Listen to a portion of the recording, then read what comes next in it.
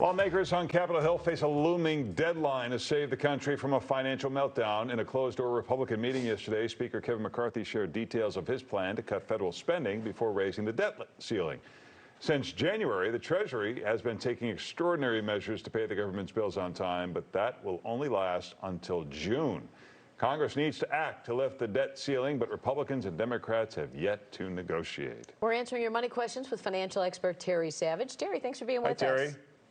Good to be with you. That debt ceiling, it's not just a political fight, which it is definitely a political fight, but the implications not only for our own economy as we teeter on the brink of a recession, but the global economy, if we were to ever seriously consider defaulting on our debt, our IOUs, our treasury bills, for example, would be really significant. This reminds me of a couple sitting around and the credit card bill arrived and they're arguing, well, you spent that on your car. Well, you spent that on food. Well, I'm not paying the bill until you promise never to spend anything else on your car. Meanwhile, your credit is ruined. And this is not the spending discussion to have. You have to pay the bill for what you spent and then work on a budget, which is what should be separate from the debt ceiling, which they've raised.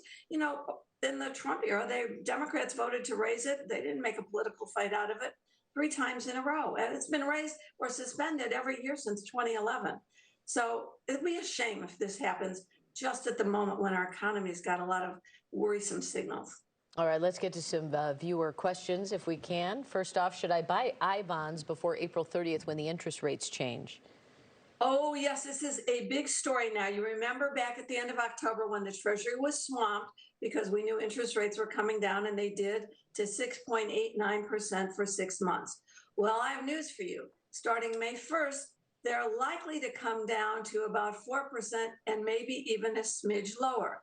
So if you buy now, before the April 30th deadline, and that, by the way, is a Sunday, so you've got to be doing it in the next few days at treasurydirect.gov buying I-bonds, you will get 6 full months of the 6.89% before it does drop, and the succeeding 6 months will be about 4%.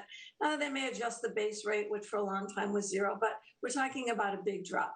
You remember, you're supposed to hold those for 5 years to avoid a 3-month loss of interest penalty. If interest rates drop so much, you won't mind taking the penalty and giving it up down the road. But again, you want to do this. This is your project for this week, treasurydirect.gov.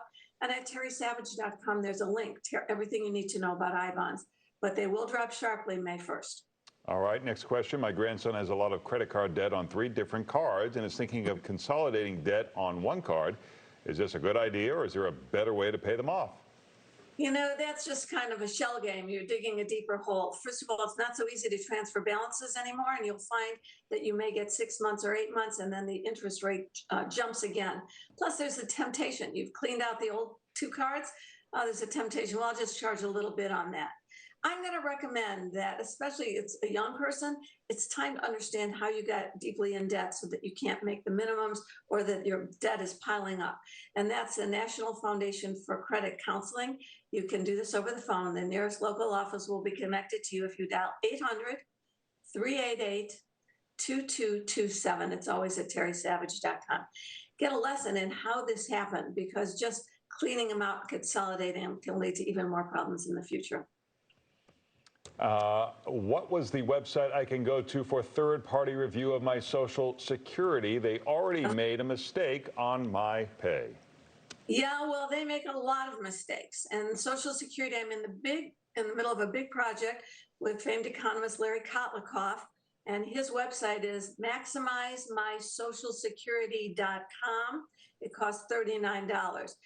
We have together received so many postings on my Ask Terry blog about Social Security overpaying and clawing back years later, as long as 20 years later, 100,000 more than that, saying, well, we made a mistake. We're not going to send you any more benefits in the future. Start repaying. How do we know that they even gave us the right amount? Maybe they're underpaying. So go to maximizemysocialsecurity.com. Do the whole review, especially if you have two spouses. It'll tell you which should claim first. If one has a public pension, it'll take that into consideration. I'm sorry to say this because we all, Social Security is kind of beloved, but they've made huge mistakes. $6 billion they're trying to claw back that they doled out in error. And it's important for you to second guess them by making sure you're getting the right benefit. All right, if you have a question for Terry, you can go to terrysavage.com. Thanks, Terry. Thanks, Terry. Thank you. Time now for Ron Zahn. Hey, Anna. One of the most